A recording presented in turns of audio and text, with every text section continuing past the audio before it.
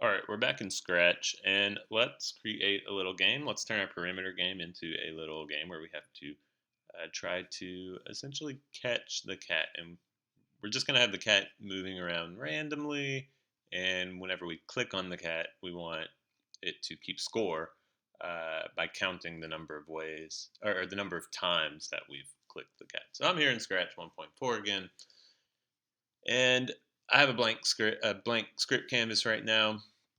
So let's go ahead and start building this. Under control, I'm going to want this program to start up when the green flag is clicked. So I'm going to drag a green flag, when green flag click start block on there. And by start block, I mean that's one of the, it's a block that starts a stack. So they start with these curved tops. All right, and then from there, well, if we're going to have something keeping count of how many times we click on the cat, we're going to need to create a variable. So let's make a variable, give it a descriptive name. It's a counter. So let's go ahead and count the number of times or call it counter, make it available for the sprite only, and it's going to count the number of times we click on the cat. All right, and then from there, we can take set counter to 0 and place it right below our when green flag click block, since we're going to want to initialize this right at the beginning. When the green flag is clicked, anytime we click that green flag, we want the program to start fresh from the beginning with a score of 0 or a counter of 0.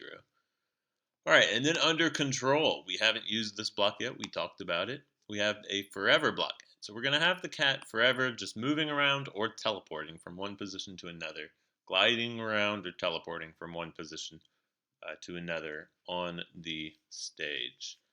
So let's put a forever block in here, and we're going to go to motion, find glide. And then to get the randomness happening, we're going to need to go to operators, and there's a block called pick random. Find that block.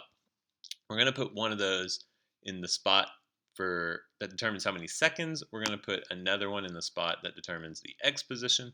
Then we're going to put another one in the spot that determines the Y position. So you're going to need 3 of those. And make sure as you're dragging and dropping these that you place them in or when you release it, it's indicating that, hey, it's going to fall right here. All right, so for the amount of time, we're just going to have it go from 0 to 1 seconds. So it's going to randomly pick either 0 or 1. So do note the pick random block. It's inclusive. If it chooses 0, then the cat's going to teleport to its new position. If it chooses 1, the cat's going to glide there in 1 second. For the X positions, we're just going to use what we've been using. So negative 183 and positive 183 were the range of values for our X position in the previous perimeter program. And then for the Y position, we'll use negative 119 and 119. Ultimately, it doesn't really matter. You can move the mouse cursor around over here or move the cat around to figure out what some good X and Y positions are based on the values that it gives you. For the sprite itself, do note its X and Y position is given up here, right below its name.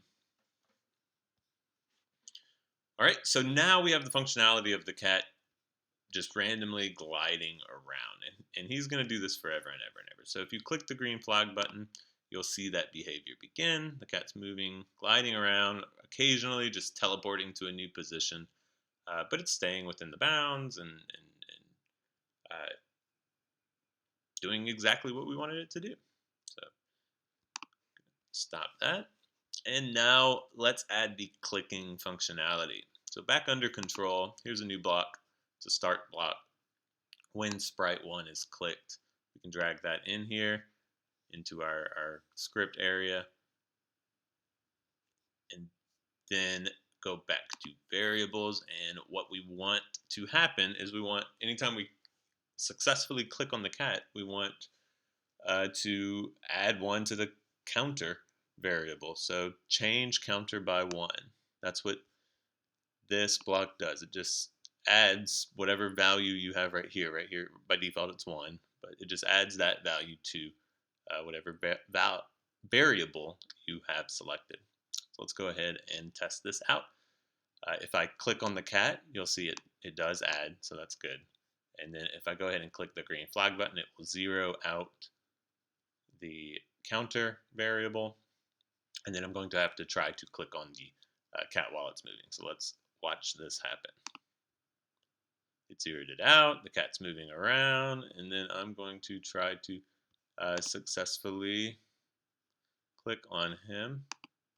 There we go, there's one. And, oh, I missed. There's 2, and so on. So you can sit there, this could go on forever and ever and ever.